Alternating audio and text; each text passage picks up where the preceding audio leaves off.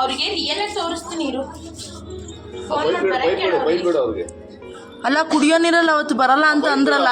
ಅದ್ರೊಳಗೆ ಬಿಟ್ಕ ಪಾತ್ರೊಳಗೆ ಈ ಕಡೆ ಬಾ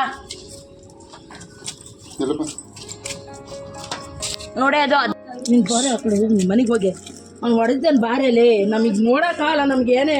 ಕುಡಿಯೋ ನೀರಿಂದ ಕುಡಿಯೋ ನೀರೇ ಅದು, ಸಿಹಿ ನೀರು.